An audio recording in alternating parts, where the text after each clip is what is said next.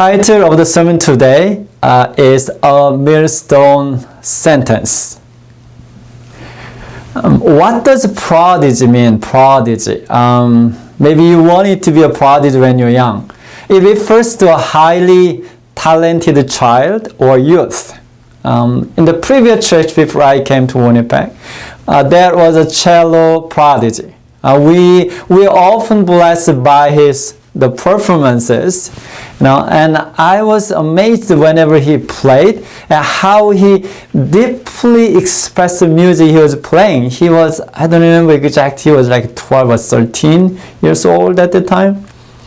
And John, one of the 12 disciples, in his time, could be considered a prodigy. I don't know whether you have put that way. But he was a teen when he joined to follow Jesus, right? Jesus, the most prominent rabbi at the time. And he was an honor to be in 12. And we know that furthermore, he was chosen to be in the top 3. And Jesus chose him to be in the closest circle because he was mature enough to handle the deep things of God. And often age reflects maturity, right? But it's not always the case. Some youngsters are more mature than others, and some adults never get mature too. And one of my hobbies is trying to put myself in the events of the Bible.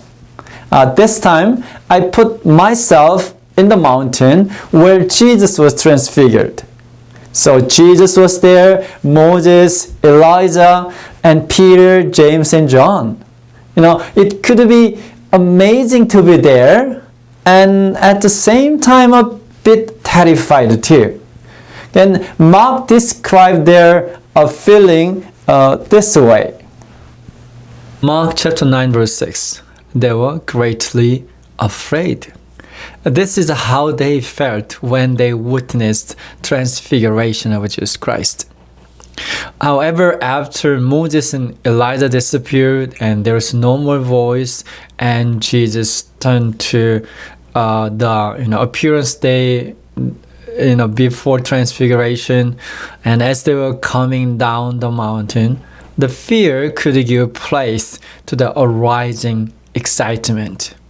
So Jesus warned them. Mark 9 verse 9.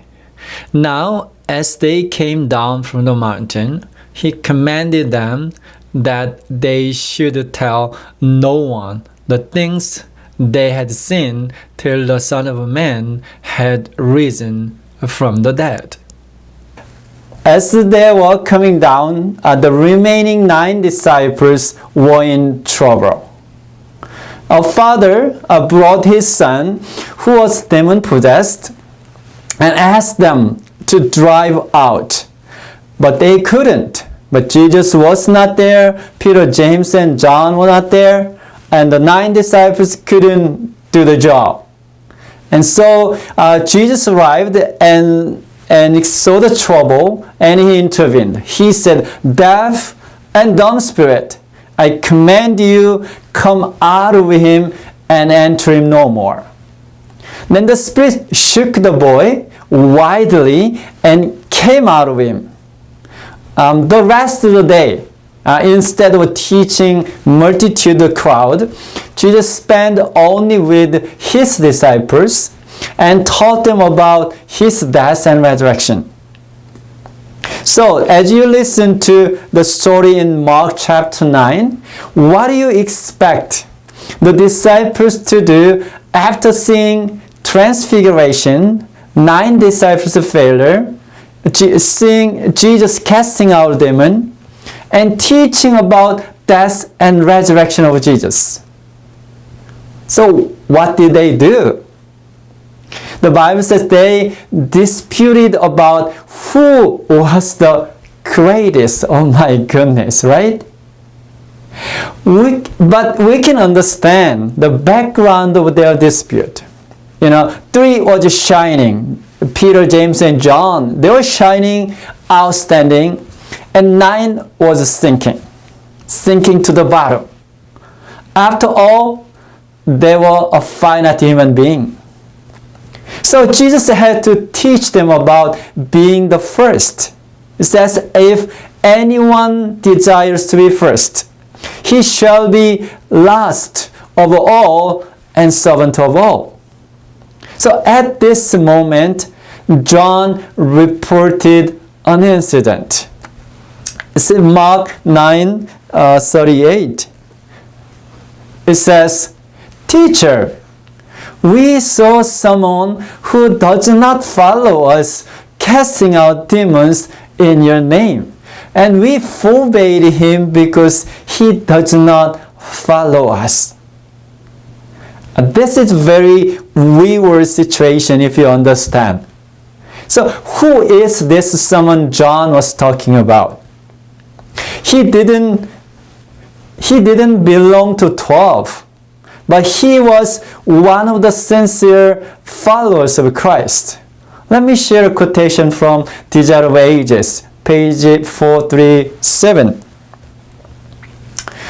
It says, "There are many who had been deeply moved by the character and the work of Christ, and whose hearts were opening to him in faith, and the disciples who could not read motives must be careful not to discourage these souls."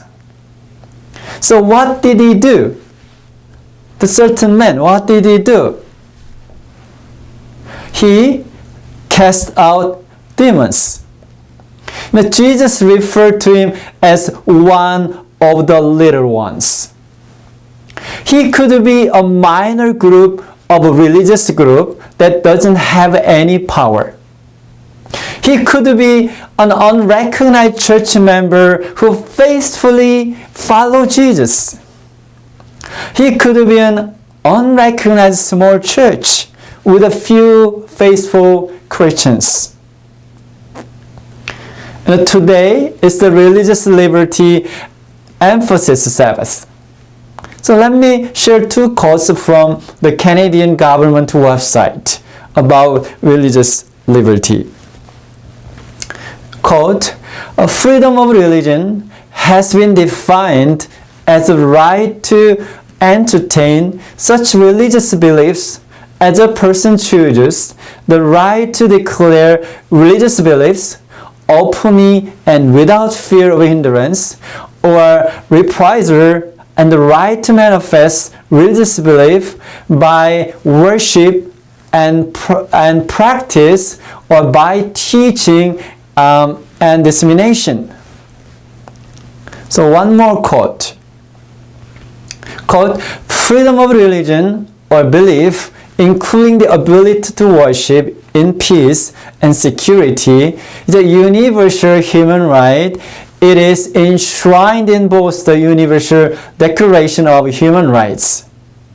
Okay, let's read Mark 9:38 one more time in the view of religious liberty. Okay, Mark 9:38 again. "Teacher, we someone who does not follow us casting out demons in your name. We forbade him because he does not follow us." You know, as some of the disciples stopped the certain man working for the Lord, what did they do? Actually, they violated the religious freedom of the man. It was done with a narrow, arrogant, and exclusive spirit. So, as John was reporting it, he also humiliated 9 disciples who already hit the bottom. You know, 9 of them, they couldn't cast out demons. But a certain man who did not belong to 12 was casting out demons. A humiliation. Now, when I was in the Philippines as a missionary, that's the island of Mindoro, it was Christmas Eve. And I talked to my missionary partner, what would be the best way to spend this Christmas as a missionary? After certain time of talk, we conclude to give a simple medical service to those who lived deep in the mountain. Because they lived deep in the mountain, they didn't have enough water to wash them often. So many of them, they suffered from skin diseases. So we took some medicine and walked more than 3 hours to get there. And we met the vice chief. And we introduced ourselves. We are Seventh-day Adventist missionaries, and we are here to give you some, medical service for those suffering from skin disease. And he said, we're supported by the Catholic Church. And the Catholic Church, they said that they would stop supporting us financially if we accept any other religious groups.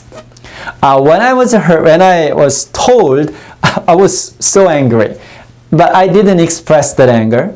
And I told him that we came to share the love of Christ. And today is Christmas, and we are not going to talk about anything in the Bible. So with that promise, they allowed us to treat them. So we treated especially many children all day long and left that place without hearing any expression of appreciation. We're glad that we could help them, especially children, but we are sad at the same time about religious bodies' prejudice and selfishness. Violating religious liberty can happen in any setting, right? Between non-religious organizations and religious organizations, government and religious organizations, between different religions, between different denominations, within the same denomination, even within the church. Let me share a quote one more time from the book of The Desire of Ages, page 438 this time. The fact that one does not in all things conform to our personal ideas or opinions will not justify us in forbidding him to labor for God. Christ is the first teacher. We are not to judge or to commend, but in humility, each is to sit at the feet of Jesus and learn of him. Every soul whom God has made, willing is a channel through which Christ will reveal his pardoning love. How careful we should be lest we discourage one of God's light bearers, and thus intercept the race that he would have shine to the world. So, did Jesus, after hearing what John said, did Jesus mention the consequence of what the disciples had done, stopping the certain man, violating religious liberty? Yes, he said in Mark 9:42. But whoever causes one of these little ones who believe in me to stumble, it would be better for him if a millstone were hung around his neck and he were thrown into the sea. Okay, if you do not know what millstone is, you can see my background. Right? There are small millstone that was, operated by man, like a rounding, and there's another millstone that is operated by animal. Either one. You don't have to imagine hard what would happen if you put this large stone on your neck and be thrown into the sea. So it was one of the ways to execute the capital punishment. And there was no way to escape from it, as you can imagine. And I'm sure it's strong enough it's strong enough to warn them not to do it again, right? So Jesus' warning was very strong. So let me ask you a question. So instead of discouraging and making them fall, the little ones, the certain men, what are they supposed to do? Jesus said, Mark 9:41, "For whoever gives you a cup of water to drink in my name, because you belong to Christ, assuredly I say to you, he will by no means lose his reward." So they were supposed to show what? Acts of kindness and love instead of prejudice and instead of persecuting them. So how do we treat the little ones that Jesus mentioned? We don't want to be thrown into the ocean with a millstone hung around our neck, right? Anyone wants? No? Then we should have a solution, right? In order to not to make the same mistake that disciples made. The safest way is to focus on the first and second greatest commandment. It's written in Mark chapter 12, verses 29 to 31.